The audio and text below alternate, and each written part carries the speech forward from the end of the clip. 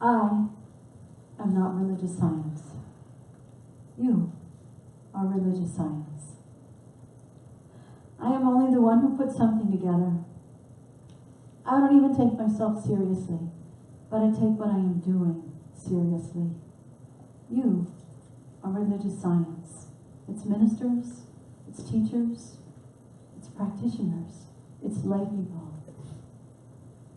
You find me 1,000 people in the world who know what religious science is and live it and use it as it is, and I myself will live to see a new heaven and a new earth here and now. These are the words that begin the farewell address from founder of religious science or science of mind, Ernest Holmes. It's from his epic speech called Sermon by the Sea, taken in August of 1959 at the Asilomar Conference Center. And some of these photos up here are of the Asilomar Conference Center. Has anyone been to Asilomar? Have you checked out Asilomar? We've got Reverend Cindy and all of these magnificent people at Big Sky in Montana, which is absolutely gorgeous. Asilomar is a really special place. Asilomar is the conference grounds on the Monterey Peninsula, where for years and years and years we had weeks of our conference dating all the way back to when Ernest Holmes was alive. And Asilomar is absolutely gorgeous. If you can imagine, there's cabins in the woods with deer that walk through, and then you walk over a boardwalk and you're right on the Pacific Ocean. It's just exquisite. And back in August of 1959, in that week of the conference for Science of Mind, Ernest would give us the very last address on the Saturday before everyone leaves. And this one was called the Sermon by the Sea. It's a very special talk from a very special time in Ernest's life. And it's a time that has fascinated me since I began studying religious science. And for those of you that have followed the life of Ernest Holmes, what most of us are familiar with from classes and all that are the Science of Mind textbook. What are some of the other books you've read, like Creative Mind, This Thing Called You, This Thing Called You, This Thing Called Life, maybe A New Design for Living, maybe Living the Science of Mind. But this is August of 1959, and that time is significant for us because in about 8 months, Ernest will be gone. In April of 1960, he's going to be making his transition. And so this is his sermon given at the end of his life. It's a part of what I like to call the Holy Trinity of religious science or science of mind. Ernest has been teaching, he was born in 1872 in Lincoln, Maine. He's been teaching and creating this magnificent philosophy for us. And it first began to get formally put together back in the 20s, 1927, when we first began with all of that. And he's been working with us and teaching us and leading the charge for those decades. Now in the late 50s, some interesting things happen that are really profound for each of us as we move through moments of spiritual transformation. In the late 50s, there's some, let's call it a kerfuffle, where the organization split. And while Ernest was here, there was a lot of hostility, there was some indecision, there was a lot of confusion, and the organization went in two different directions. And we've only just recently, not that long ago, brought the organization back together into oneness, one mind, one spirit, two churches, but now we're one again. So we're back to practicing that oneness.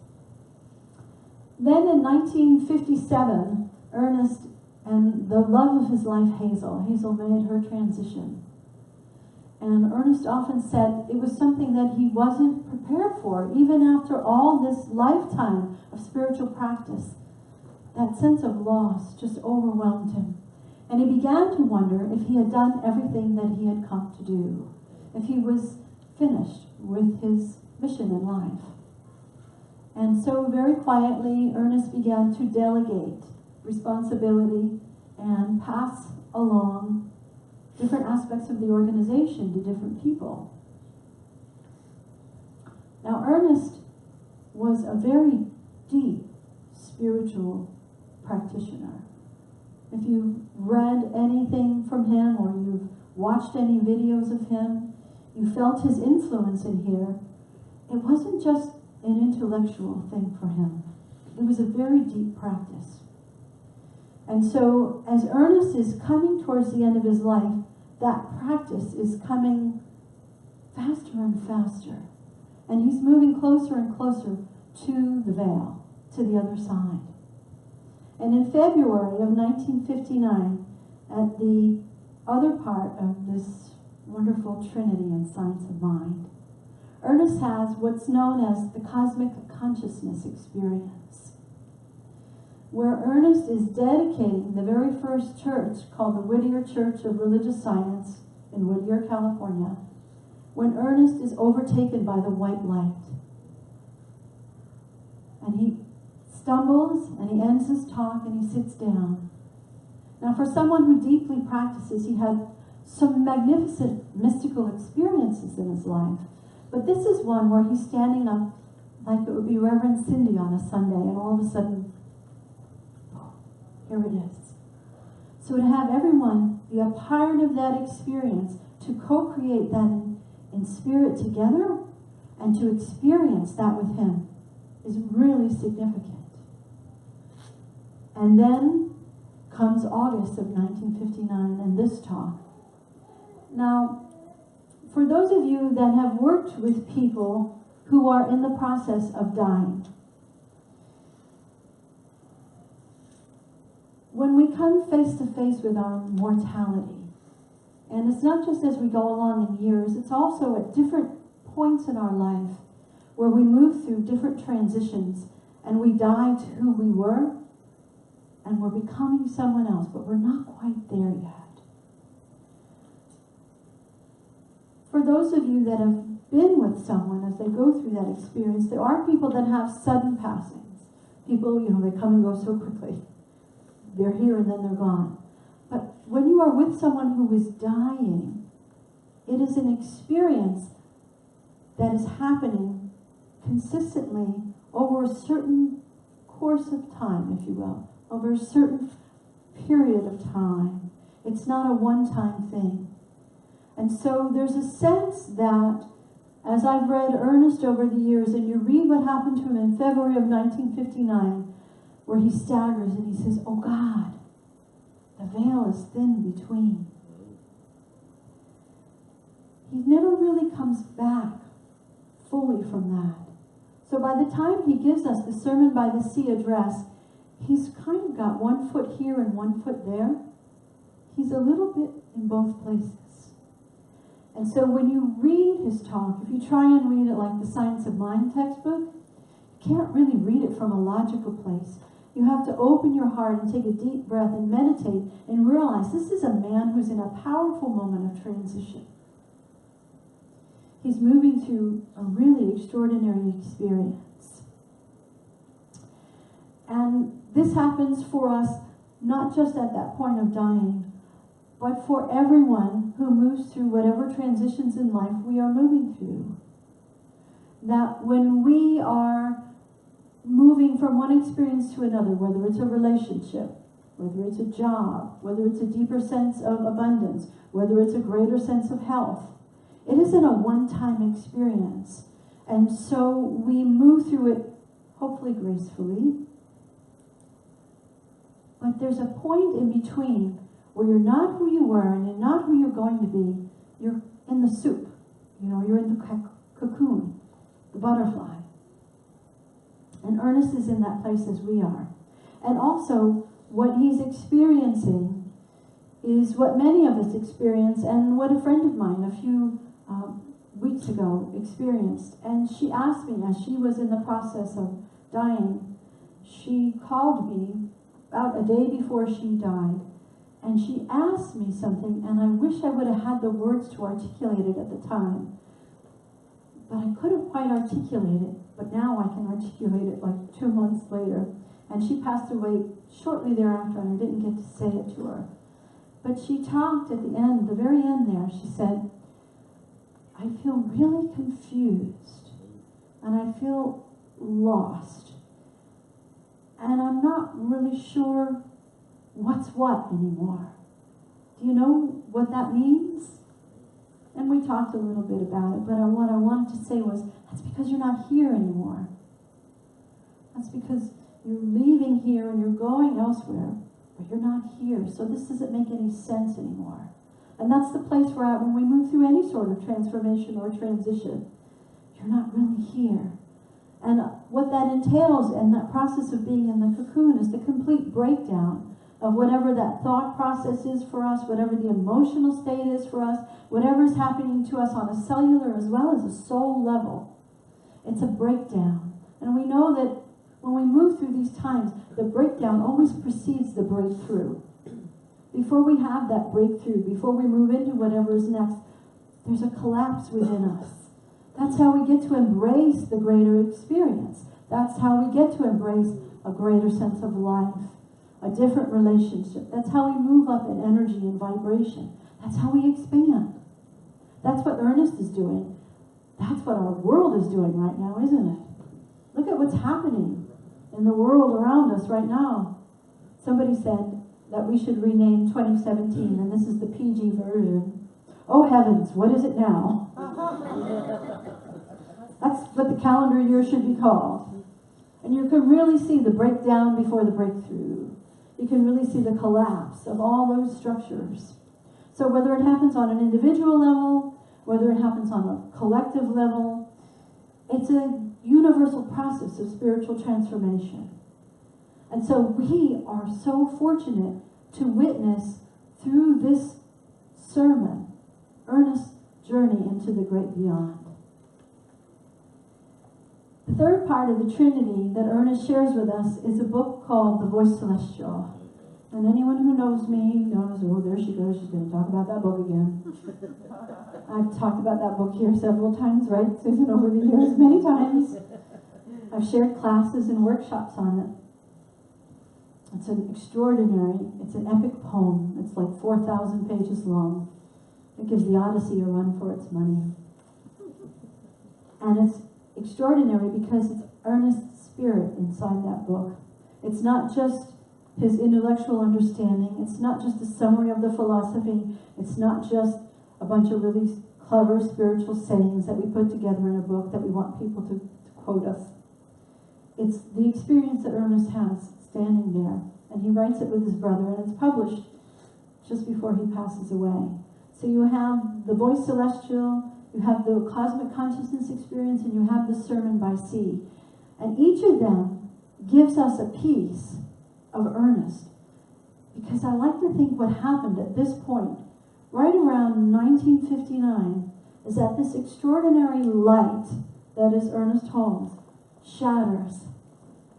And thousands of pinpoints of light spread throughout the world. And each and every one of us in this room and in this place is one of those pinpoints of light.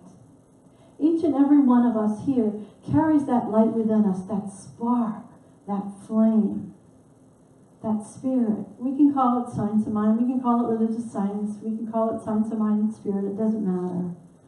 It's the heart of spirit that resides within all of us. We are co-creating an experience here together as each and every one of us has these points of light. So Ernest shatters, and in this sermon, he does it so gracefully and so graciously. He deflects the interest off of him. He says, just as he would have done it in Jesus' time, you know, when Jesus realized people were trying to make him the way, and they said, it's not me, it's the message. Ernest is doing the same thing. He said, it's not me, it's the message, and it's you. It's you, and you are here. I've led the charge, I'm leading the charge for all these years, now I'm leaving the charge to you. So each and every one of us is a part of this lineage, is a part of this legacy, is a part of this heritage. And when we need help on our journey, this is the guiding light for us. To remember, oh, it's me. And that we are all moving through epic transformation, individually and collectively.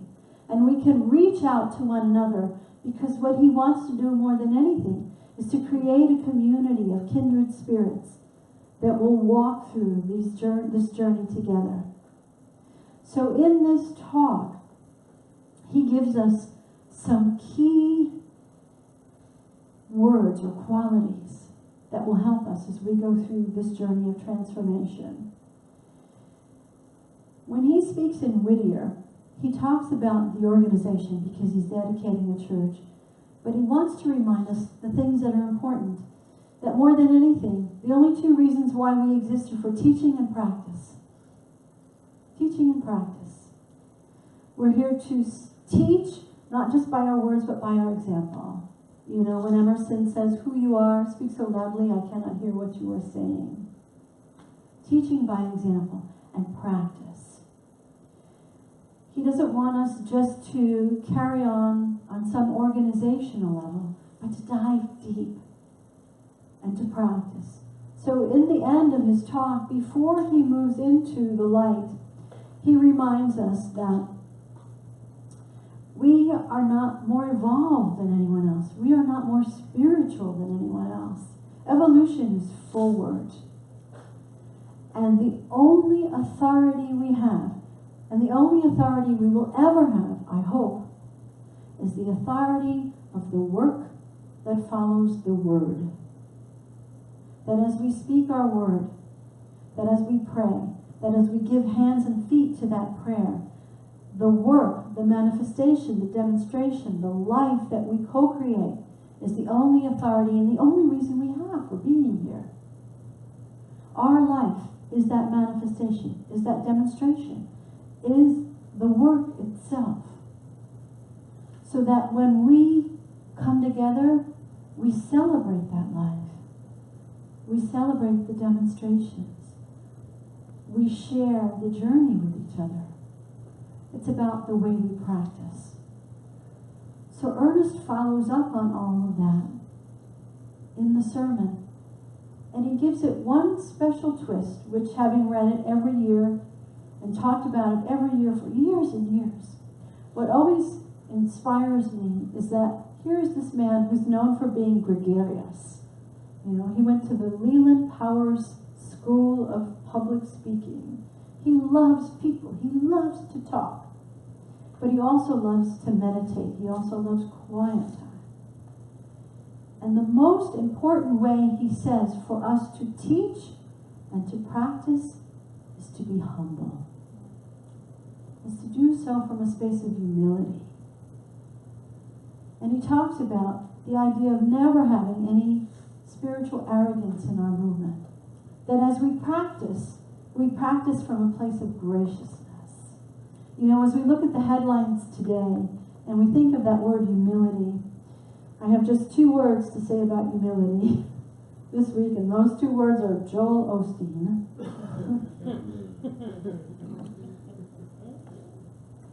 To be a humble and gracious servant of the word. And in the Sermon by the Sea, Ernest talks about how we should never have any arrogance in our movement, for it always indicates spiritual immaturity. So that we practice with simplicity and purity and directness. And that straight thinking should never depart from the techniques of our practitioners or instructions of our teachers or understanding of our laymen. We should practice with simplicity and humility. And why should we do that? Because he says that I do not believe life is separated from living anywhere. It is going to be absolutely impossible for us, with our finite comprehension, to have the intelligence to divide the indivisible and to say, this is real and this is unreal. The marketplace is as real as the temple. So he's saying we practice, practice, practice with graciousness and humility everywhere we go. That everything is spiritual. Wall Street is as spiritual as Oakbrook. And as the movie with Jack Nicholson says, this is as good as it gets. This is as spiritual as we are ever going to be right now. if we practice with open hearts and open minds and open hands. So we are here to serve the world in its whole and holy moment of becoming, and its whole and holy moment of rebirth. That each of us, as we move from this place, that we then go out into the world and share what we practice on a personal level. Through our wisdom, through our light, through our love, through our inspiration, through our kindness, through our compassion, through our words and our prayers and our thoughts and our feelings, to embrace the world and to hold it in this moment of oneness and becoming. That's the gift that Ernest shares with us. And at the end of his talk, he leaves us this charge, knowing that this philosophy, this practice is in good hands for all the generations to come, through each and every one of us, the gifts that we share. So, the beginning of that, the you are religious science. Ernest goes on to say there is a cosmic power wrapped up in a cosmic consciousness and purpose that is equal to the vision which looses it. And then he gives us a statement. I put it, I think, in your bulletin here. Let's see here. We've got that quote in here. It's a quote that's at the bottom of your page here. This is one of the final things that Ernest leaves us with. And this knocks me out every time. It really moves me. Because it opens us up to the space of infinite possibility. Because Ernest catches the vision of where it's going. And it's like he's literally tossing the ball in the air. And he's letting it fly. And it's up to us to catch it. Ernest says there is a power transcendent beyond our needs, our little wants. Demonstrating a dime is good if one needs it, or healing oneself of a pain is certainly good if one has it. But beyond that, at the real feast at the tabernacle of the Almighty, in the temple of the living God, in the banquet hall of heaven, there is something beyond anything that you and I have ever touched. There is something beyond anything that you and I have ever touched. His deep desire for each of us in this movement, as we practice, we can heal our life. And that's really powerful today. You can heal your life. Our Louise Hay made her transition at 90 this week, graciously and gorgeously, as always, my first spiritual teacher. God love Louise. You can heal your life. This philosophy is here to help all of us in the raising of our children, in the creation of our communities, in our bank accounts, and in our bodies. That is wonderful. That is a great gift. Beyond that, don't stop there. Keep reaching. There's more. There's something beyond anything that you and I have ever touched. You can look at what's transpiring in the world and see it as an outpicturing of what's transpiring in your life and say, oh, this don't look good. Or you can look at it and go, wow, there's something beyond anything that you and I have ever experienced. There's something beyond my wildest imagination. There's a vision so grand, and I am going to be here to show up with open hands and open hearts and open eyes to help that vision come into being. That's what he wanted for us.